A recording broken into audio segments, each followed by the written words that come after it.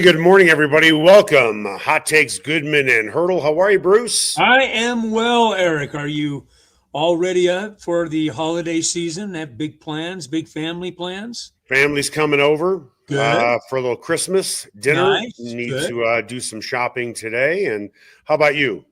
I think it's game day, so I Yeah, will be busy, but that's yeah. okay. This will be the last time that I probably venture into football on Christmas, which is kind of become, as you well know, having been in the business for so long, kind of becomes just a natural thing that when you have a game on Christmas. So Yeah. it's just kind of it's another day of work, but I'm kind of looking forward to it because Alex and I were just talking. When was the last time that the Broncos swept the Chiefs in a season? You got to go back to like 2014, 2013, something like that. So looking for the Broncos opportunity and a chance to do that. That's kind of interesting.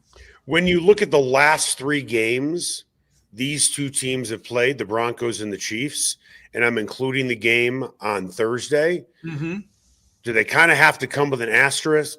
At the end of the regular season last year, Chiefs didn't play their starters. And then in the game on Thursday, the Chiefs are down to their third string quarterback. No, I don't mean asterisk. no. Hold on. I don't mean Well, you just asterisk asked in terms me. of hold on. Well, let me finish my thought. I mean, you won a game, but is it really a win against certainly the game at the end of the regular season? You really don't count that as, hey, we beat the Chiefs, do you? No, And they didn't play their starters. Well, they played 8 starters on defense, but they didn't play Mahomes. I'll go with Mahomes. If you're not beating Mahomes, then do you really beat the Chiefs? My answer now is yeah, because the Chiefs are who they are. They're 6-9. They are this season. Right. Yes. Yeah. Mahomes went out with an injury. Mm-hmm. But when you look at the last game of the regular season, which the final score is 38-0, was there any doubt the Broncos were going to win that game? I think there was less doubt the Broncos were going to win than putting up a 38 spot and a goose egg on the other end. Yeah, no, you're right. I absolutely agree. So I think that series has leveled off. I don't think there's very much to choose from over the last 2 years between the Broncos and the Chiefs. The difference is the Chiefs got to the Super Bowl last year after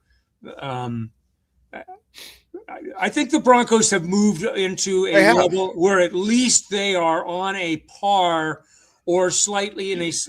Who would you rather be right now? There's not even a question. You'd much rather be the Broncos. I'm not debating that. Even if the Chiefs had Patrick Mahomes, for this game, I still like the Broncos anyway. I would too. But without Patrick Mahomes, yes, and I can't believe I'm saying this, without Gardner Minshew, and they're down to their third string quarterback, I think the Chiefs may have had a better chance in the season finale last year than they do on Christmas. Well, yeah, at least they had Carson Wentz, right?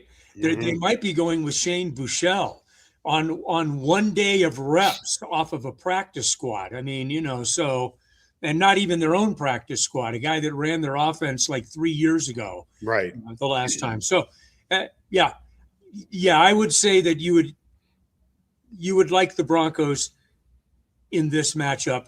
And there's a reason they're 2 touchdown favorites. I mean, by the way, if anybody's looking for a money-making idea, if you want to print some bumper stickers or some T-shirts, I think Denver has now become the hold my beer city. What do I mean by that? A couple nights ago, the Avalanche rip apart a streaking Wild team 5-1.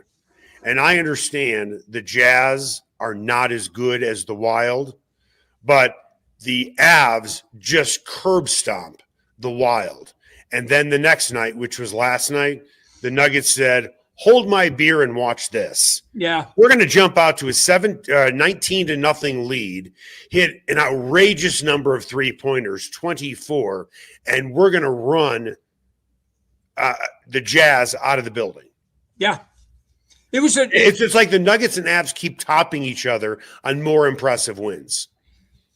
I think the Avs are ahead in that regard. They are. But your point is right on target. I mean, they are both remarkable stories, developing stories that are going to pay great dividends all winter long.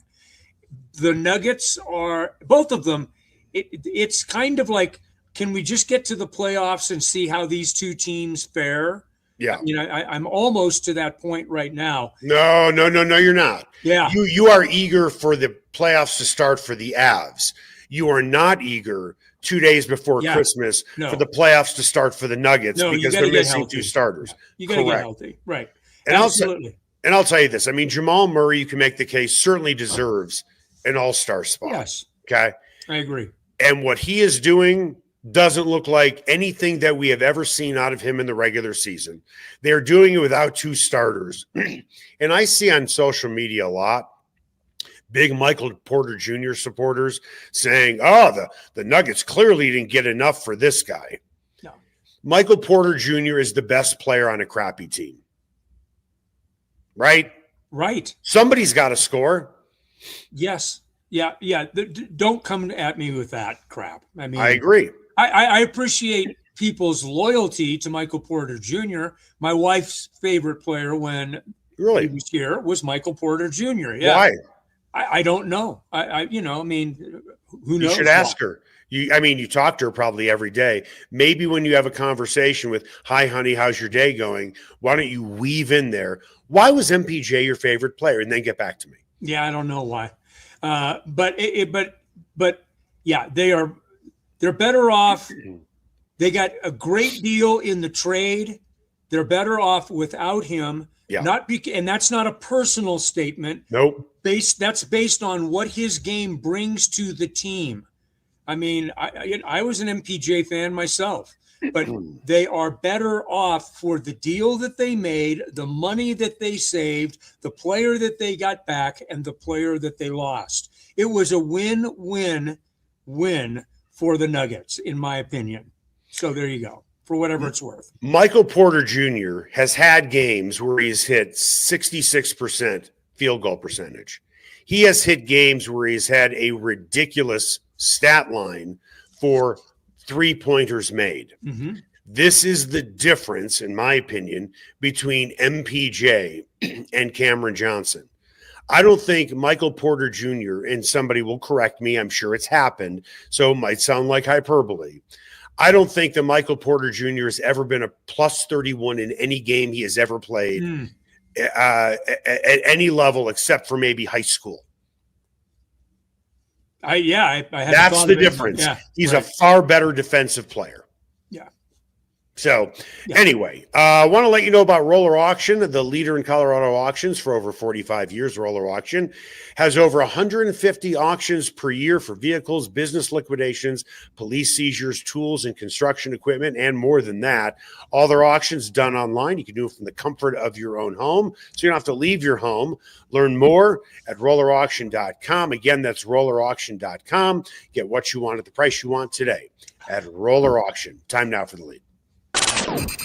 The lead is presented by Smokin' Dave's Barbecue. It is not just the best barbecue in town, it is one of the best restaurants in town. You can find Smokin' Dave's Barbecue off 36th and Pecos. The Broncos are having a great season because, Bruce, if they were not, a 5-question press conference on Zoom with Sean Payton might be the norm following a loss. Payton was asked if the defense is fading, considering they've given up 50 points in their last 2 games, coupled with their defensive collapse in December last year. And by the way, they're giving up 25 points a game since the bye week. Is this a trend? Payton was asked that question, one of the 5 questions that were allowed to be asked. He said, I don't buy it. Our defense played pretty well last week. You look for those trends. And I think our defense has been outstanding this year. They played a good offense yesterday. And look, they struggled. We didn't play well yesterday defensively, but certainly the week before against a good offense, we played well and had a big win, so I don't see it. Nick Bonitto, you can make the case, disagrees. He said after the game against the Jaguars, I didn't come ready to play today, and we haven't been the same since the bye week.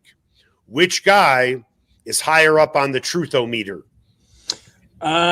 There's elements of truth from both. It's a little more raw from Nick Bonitto, obviously, who has been, I think, frustrated. He and Jonathon Cooper have been, you never use the term non-factors, but in terms of sacks, they haven't been heard from very much here in the last couple of weeks. Why do you think that is? Well, I mean, they're getting chipped. They're being game planned for. Bingo, and that's what it is. Yeah, these guys are still great players. Yes, they're being game planned, and other guys are eating because of it. And that's exactly right. And so you got to kind of remember that. They were the metrics speak for themselves since the bye week in terms of if you compare and contrast since before the bye week with after the bye week, you would come up with a conclusion that would prompt the question, is the defense waning a little bit, right? I mean, it's a fair question. Is it? Based on the metrics. Is it? Yeah, but Sean Payton is also correct, and I think we talked about this yesterday. The difference in the game, I thought, in the Packers game in the second half was the Broncos defense. I mean, the Broncos offense was pretty damn good, but the Broncos defense set the tone in that second half. So I guess you can have a little bit of both. I would like to see the defense tightened up a little bit. I would like to see the communication issues that they clearly had in the game last week against Tennessee cleared up a little bit. It's going to be tough to do when you've got basically one practice of reps coming up today to get ready for a game on Thursday. But there is some cleaning up to do. You've got Locke back there now playing with instead of Brandon Jones. You've got some different pieces now. Looks like you're going to get Justin Sternard back, but you're probably not going to have Dre Greenlaw. So there are going to be some, there's going to be some communication issues that have got to be worked out that clearly weren't working well in the game against Tennessee. So is it tightening up or is it getting back to being better? I don't know how much of a lift it is for Vance Joseph, but I know one thing: no one's going to bust their ass harder than Vance Joseph in this defense to get themselves back in the right place. In general, does it bother you when a player says something like, I didn't come ready to play, or something like, they wanted it more than us? I appreciate the candor, but at the end of the day, keep that to yourself. Yeah, and it's not a good look. What do you mean by what do you mean by I didn't come ready to play? To me, that is a cop-out. You just weren't good that day, and that's okay. I did not have a good game. But when you open, and you can say that, and I think anybody would respect you for that honesty. Just don't say, you know what, I just didn't really come ready to play today. I just think that makes you look really bad. Yeah, I guess. I always prefer they just played better than us today. We got beaten because they played better than we did. Right. Today. It's a we thing. It's not a me thing. It's a we thing on a defense with 11 guys. It's a we thing with a offense with 11 guys. It's a we thing on special teams that have 11-man units. We win together, we lose together. Just leave it at that, and everyone will be happy. You don't need to make it. And I'm not saying that Nick Bonitto made it an individual thing, but I'm just answering your question. Right. I'm. It's not my favorite response. I would always much prefer. Sometimes you got to tip your hat or your helmet to the other guy. Then just say that. Yeah, they had a better plan. They executed it better. They were better than us on this day. I accept that. That's fine. I remember this was well over a decade ago when Brandon Marshall, I think he was in his first year or his second year, talking about the wide receiver, not the linebacker. And the Broncos had gotten off to like a 2-5 start. It wasn't a good start. Right. And we're all hanging around his locker. And Brandon said, yeah, and I'm very much paraphrasing here, but the message that he sent out was, yeah, in the first 7 games, I know we're 2-5, but we really haven't been playing as hard as we should. So watch us now. We're going to turn it around right now. We understand we weren't playing as hard as we should. To me, that is the equivalent of Nick Bonitto saying what he said, which was, and I will say it again, I didn't come ready to play. What Brandon basically said was, over the first 7 games, we just didn't come ready to play. We weren't giving our full effort. And the entire media walks away. And I sit down next to Brandon, and I put my arm around him. I said, Brandon, you're a young guy. What you just said, I am not going to run on my show, Fox 31. I'm not going to run it on the show. You can't say stuff like that, because the vultures, which are us, are going to run with that all day. Yeah. Don't give us that type of stuff, because you're going to make yourself look foolish. Just hold off on saying stuff that allows us, the media, to just rip you to shreds. I mean, C.J. Anderson, and I've told C.J. this, during the Super Bowl year, his first 8 games, he wasn't that great. Final 8 games, he was terrific. And he said to me, one-on-one on tape, and I did run it because I had it and it was an exclusive. Yeah. And he said, I really wasn't running as hard as I should have in the opening 8 games. I was kind of saving myself for the final 8 games. And I'm like, oh, why would you say that? Right.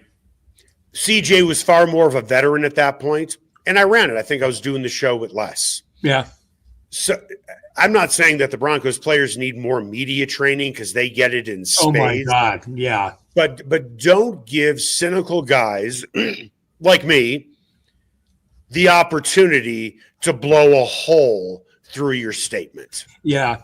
And I was there for the whole Nick Bonitto, for his entire thing in front of the log, in front of his locker, and taken in total, he was just talking about if you pluck one bite out, you can do whatever you want with one bite. The context was, we're not getting things done right now.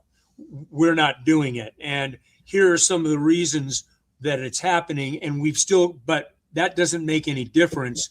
We still have to overcome those things. That's what we are charged with. It doesn't make any difference how they're defending us or how they're chipping us or how they're, whatever the case may be, how they're planning for us. We've got to be able to overcome those things. So, you try, if you take things in total, then it ends up sounding a lot different than plucking one sound. And you know that better than anyone. Yeah, but that doesn't keep people from plucking one thing out if there's a particular narrative that somebody has on the way a football team is playing or not playing. So anyway.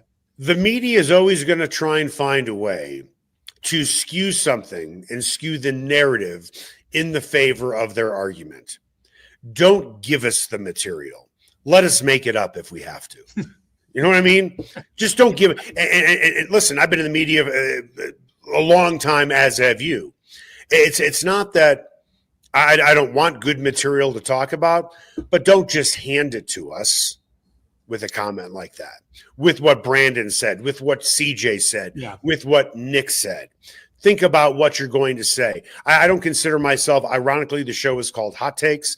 I don't consider myself a hot take guy. I know you're not a hot take guy.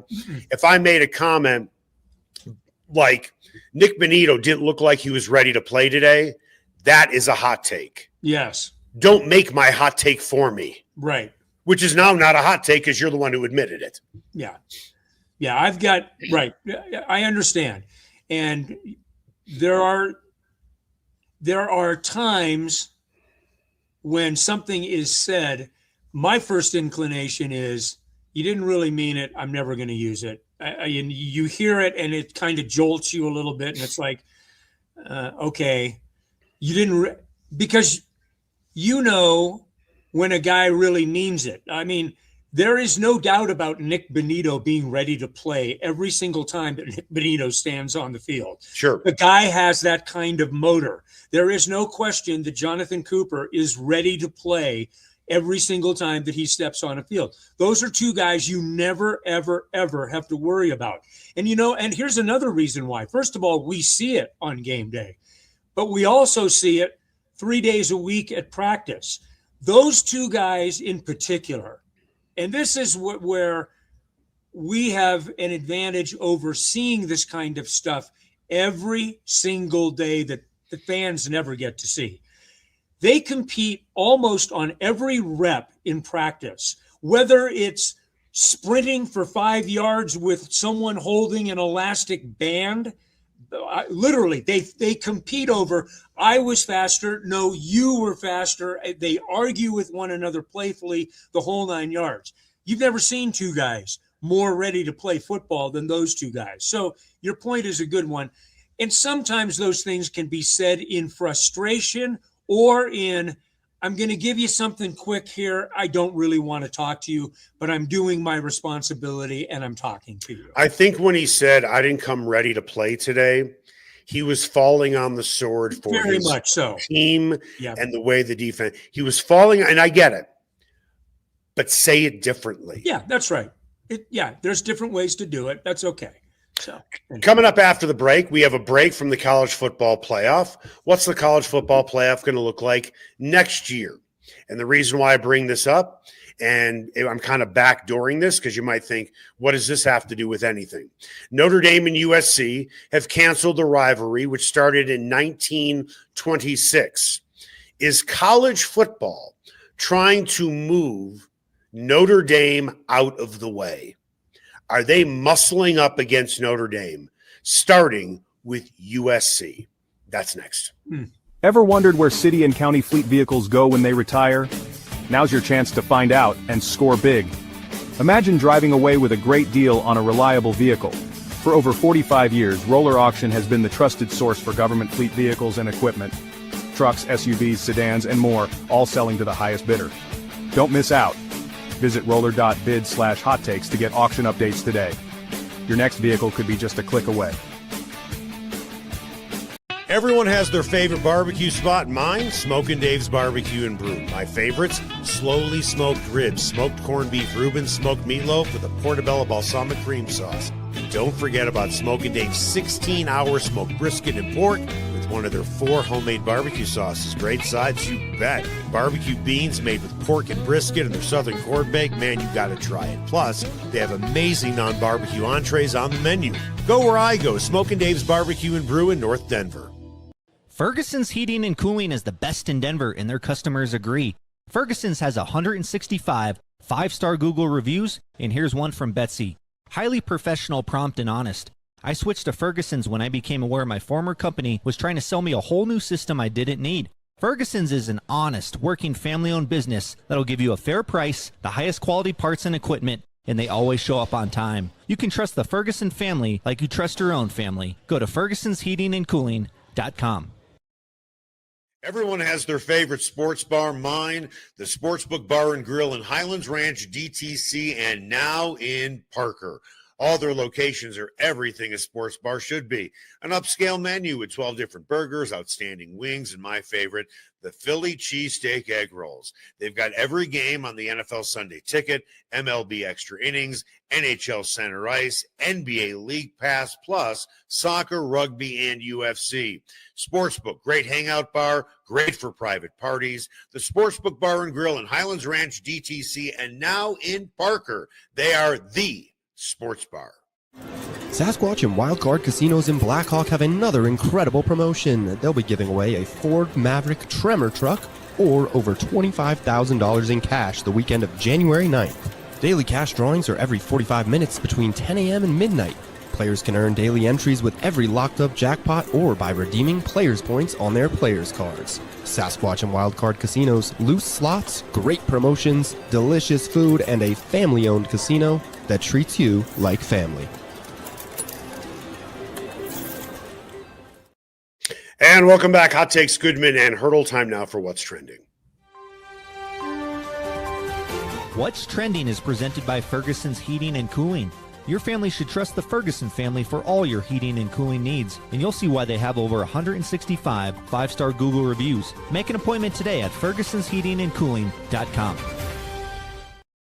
I read a story last week, and correct me if I'm wrong is the way I am presenting this, that the ACC, SEC, and Big 12 are either looking into or have voted that their conferences will play nine conference games, and then at least 2 games non-conference have to be against Power 4 schools. Did you read the same thing that I did? Yes, that's my understanding. I think the math is correct in that. So you play 12 games, right? Right. So now 11 are chewed up, conference games against Power 4 teams. That leaves one more game on your schedule. And what I thought to myself was, the skies are getting dark and the seas are getting stormy for Notre Dame. Because Notre Dame, I don't know how they fit in there. They're not a Power 4 school. They are not in a conference. So how are they going to schedule? And I think a lot of people around college football, specifically athletic directors, were really upset with the way Notre Dame reacted by not getting into the college football playoff. Yeah, Right? I think that's a very distinct possibility, and I don't know if it's a direct move aimed at Notre Dame. I think it is. I don't know how. Okay. I mean, I would say to somebody, convince me that it's not. Well, I think they're trying to even the playing field from a metric standpoint for figuring out the CFP. They want everyone to play the same kind of schedule so that there's no difference in the way that they play games. So they all play the same type of games, right? So, Right. So they're How not is Notre Dame going to get those teams on the schedule? Now, right. I looked ahead to Notre Dame's schedule. They have Alabama on there a couple of times over the next 5 years, and other schools that are big-time programs as well. But as we just saw yesterday, Right. USC just canceled a near 100-year rivalry with Notre Dame. Who's to say Alabama doesn't pull out and other teams don't pull out? So I think other athletic directors and other schools were upset with the way Notre Dame reacted, and then are upset about Notre Dame automatically getting a college football playoff berth just by being a top 12 team in the country. And part of that is based on strength of schedule. Now, USC, you would think they'd be a top 25 team next year, but now they are off the schedule. With that, here's Notre Dame's schedule this year with one more game to add. Wisconsin, not the same Wisconsin we remember. Rice, Michigan State. This isn't Lorenzo White's team anymore. No. Purdue, Bob Greasy, and I don't believe Drew Brees are coming back anytime soon. North Carolina is in a shitstorm right now with Bill Belichick. Navy, they always seem to have a good record, but then the question is, who do they play? They do have Miami. Boston College doesn't have Doug Flutie anymore. BYU doesn't have Jim McMahon or Steve Young. SMU doesn't have, Eric Dickerson anymore. No. And Syracuse doesn't have Donovan McNabb. It's not a bad schedule, though. I mean, it's not a bad. It's not a horrendous schedule. Well, let me break it down for you then. This schedule right now, when you look at the final AP rankings, has 3 teams in the top 25. Miami at 9, BYU at 11, and Navy at 22. Mm-hmm. How good is Notre Dame's strength of schedule going to be, even if they go undefeated, which if they go undefeated, clearly they're going to get in. But if they have 1 or 2 losses against that schedule, right? You really think they're going to be top 12? I don't know. And then with what we just talked about, with what those 3 conferences are doing. Mm-hmm. And by the way, the Big Ten is not doing this. And I think there's a reason why. They still want Notre Dame in their conference. I think they do too. They are not going to punish them just yet. Right. But I think USC just kind of did. Interesting. Yeah, I will be there is definitely movement going on right now to try to even the playing field in terms of selection into the college football playoff, where there is still, as you just talked about, a human element there are metrics, strength of schedule, value of wins and things of that nature, but there are still the human values that will be used in the whole selection process. And I would agree with you on the Big Ten holding out hope, because geographically it makes the most sense if you're not going to be in the ACC, which is where Notre Dame has kind of made its bed. They've made its bed in the ACC, but now I don't think that they're very welcome anymore. I think the ACC was up in arms over this. I think I'm not saying that they hung Notre Dame out to dry, but they weren't exactly in their corner. Why would they be? Give me a reason why Right. the ACC should side with Notre Dame over Miami. Again, and this is not my line. It's like the guy who's cheating on his wife, okay, and the woman who he's cheating with can't understand why that the husband wants to stay home for Christmas with his own family. I don't understand this. We're together all the time. You say you want to get a divorce from your wife, and you say that you love me, but why don't you want to spend the holidays with me? Because this is my family. It's a lame reason. You shouldn't be doing that to begin with. Right. But at the end of the day, where does your overall loyalty lie?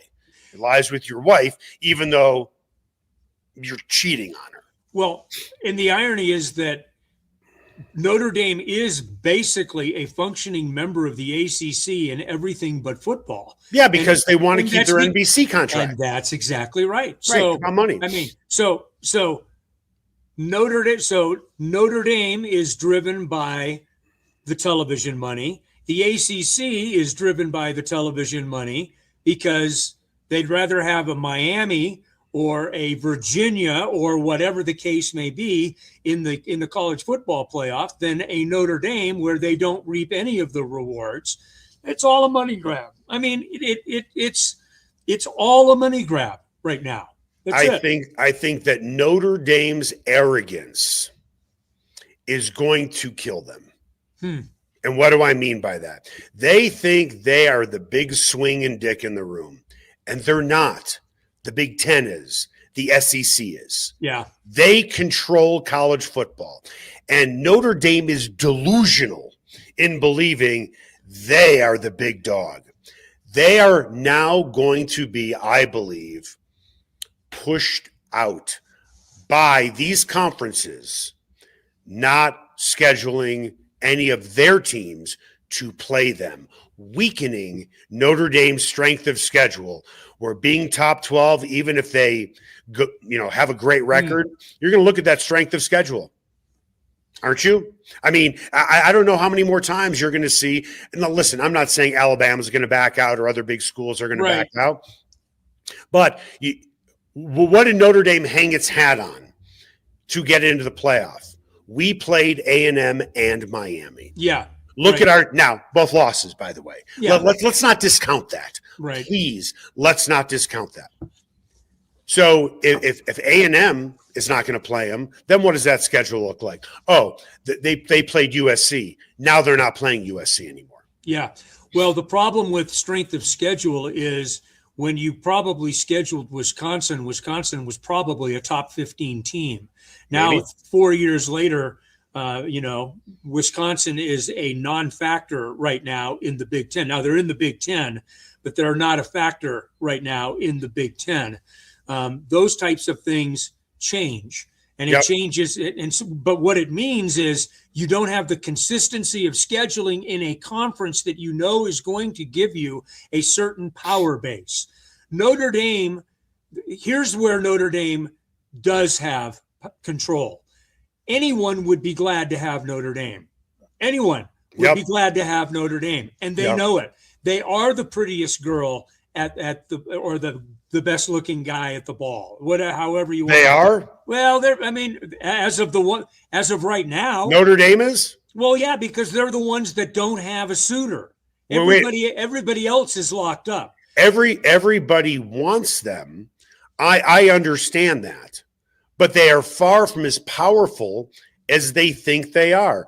Their television ratings were 14th. They're not as big as half the teams in the SEC. No, they're not as big as four. I know that, but those teams are committed. Right. They're the belle of the ball because they're uncommitted. They don't have an affiliation.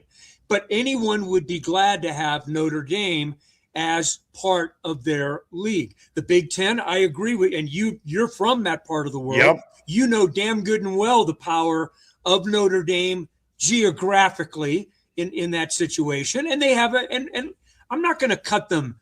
I'm not going to cut them short. They have a remarkable national, even international fan base that is unbelievable.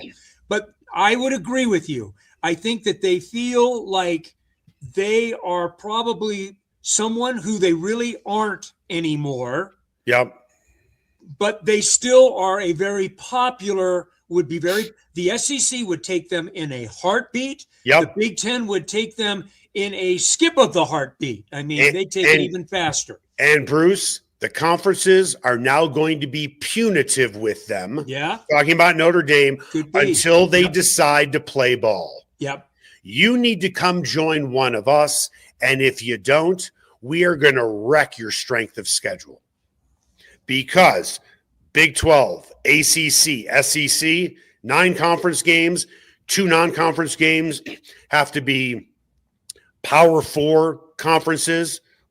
Who in the world is going to schedule Notre Dame with a full conference schedule and 2 games against Power 5, Power 4 schools? Right. Would you have any motivation to do that? No, that wouldn't make a lot of sense to me. And so I think that's what they're trying to do.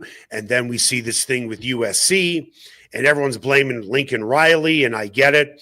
I'd be stunned if there weren't conversations between the Big Ten and USC, the Big Ten saying to USC, let's press our thumb on Notre Dame by taking away this rivalry game. Now what does your schedule look like? And oh, by the way, BYU is 11th. Who did they play? Yeah. Seriously, back in the day when it was the Big 8, it was referred to as the Big 2 and the Little 6, right? Yeah, right. The Big 12 right now is Texas A&M, is Texas Tech and everybody else. No one's close to Texas Tech. BYU is not close to Texas Tech. And anybody that believes they are, here's some numbers that might sober you just, I don't know, a little bit. Tell me what these numbers mean to you. 63-14. That was the combined score in 2 games, Texas Tech against BYU. Yeah. So BYU may have finished 11th, and I get that. And I don't know how good they're going to be next year, but BYU, even though they finished second in the Big 12, that is a classic example of who did you play? Yeah, I would say that BYU is a legitimate top 15 type of program. They are? I think they are. I think certainly a top 20 type program. They've got okay. Yeah. Okay. Again, they only played 2 teams that were in the top 25. Texas Tech twice. They got blown out in both of those games. Right. And then they beat Utah, which was 23rd. That was it.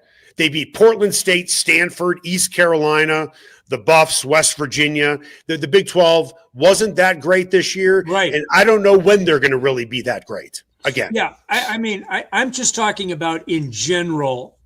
I'm not talking about even this year.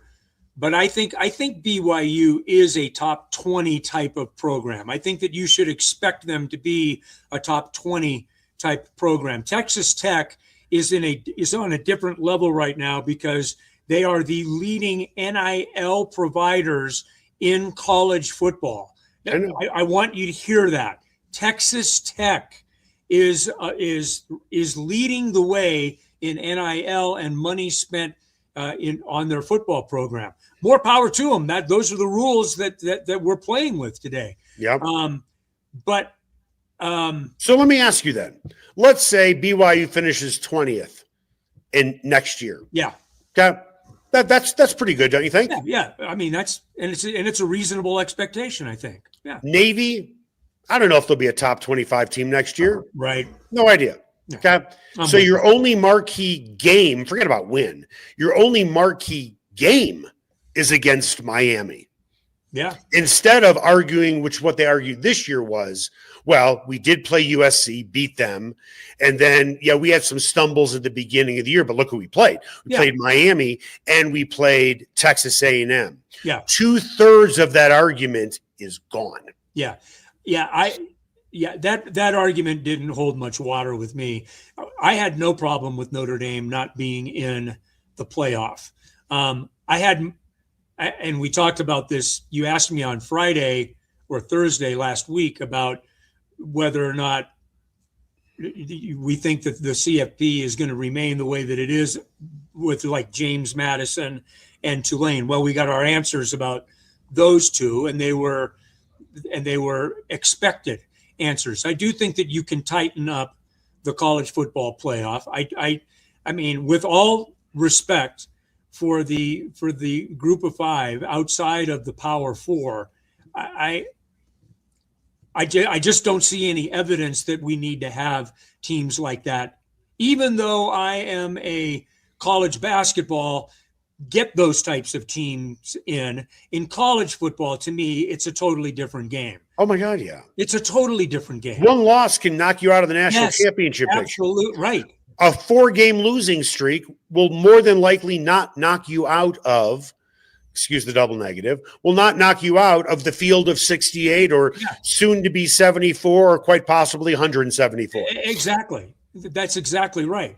And there's a beauty in the college basketball tournament that doesn't exist in the college football playoff, but the college football playoff is still trying to figure it out. The CFP in and of itself has had some false starts and some speed bumps and some games that haven't been very worthy. I mean, Oregon's up by 4 or 5 touchdowns in the first half last week. What is the value in that game? The answer is there's no value in that game. I mean, it's nice that James Madison got to play in the college football playoff, and guys on that roster will be able to tell their grandkids about it someday. Great. That's fantastic. But in terms of what college football is all about, which is, and I'm sorry, folks, television and eyes on television, games like that make no sense. Games like Tulane and Ole Miss, even with Ole Miss not having their head coach, don't make any sense. You know who agrees with you?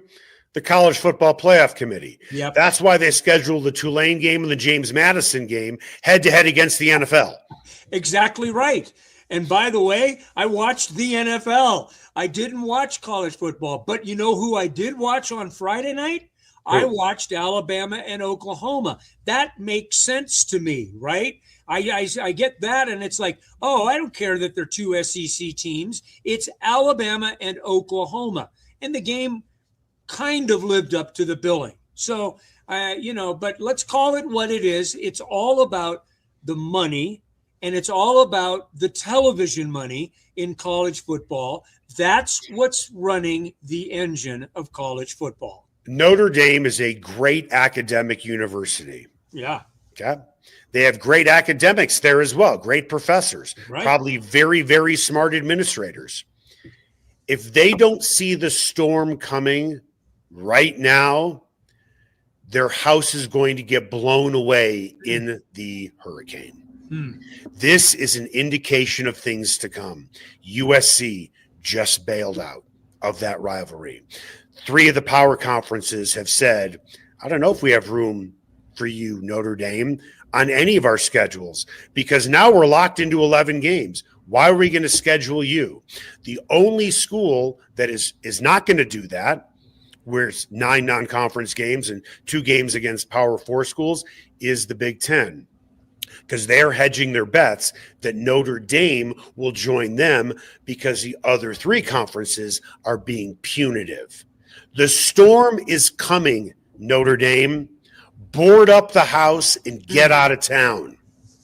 If you don't see this, and I see it sitting in Denver, then shame on you. You are going to have major schools canceling contracts. I mean, some people probably thought it was inconceivable for USC to even consider canceling its rivalry against Notre Dame. And you know what I hear from people from Notre Dame?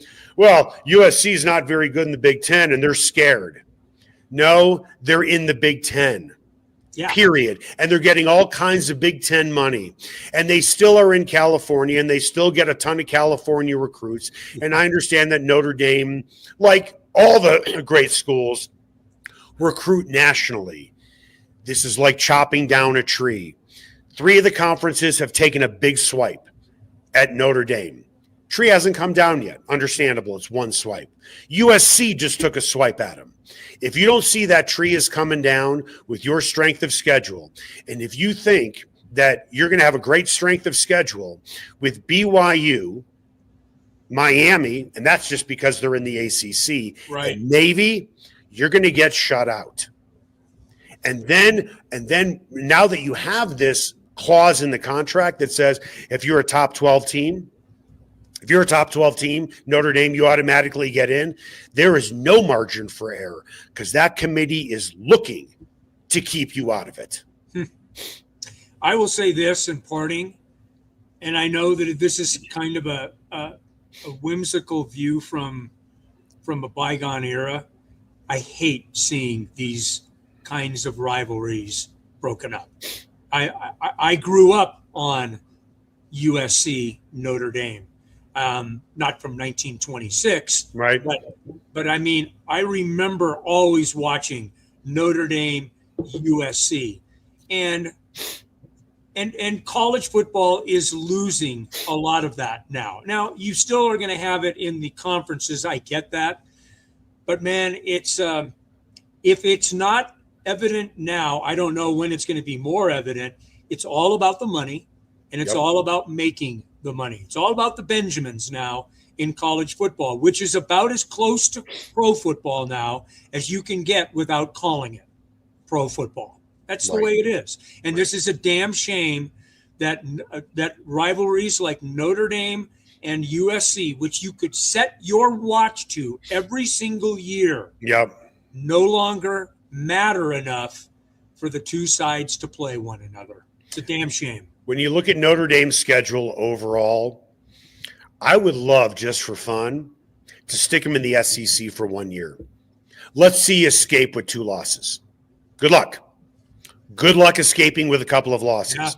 Yeah. Or go into the Big Ten, where you might get Ohio State, can't believe I'm saying this, Indiana, Michigan, Penn State, and Iowa's always a tough out, specifically at Kinnick Stadium. And then throw in Wisconsin, who isn't playing well. I don't know if Notre Dame escapes with just 2 losses in the Big Ten. They might.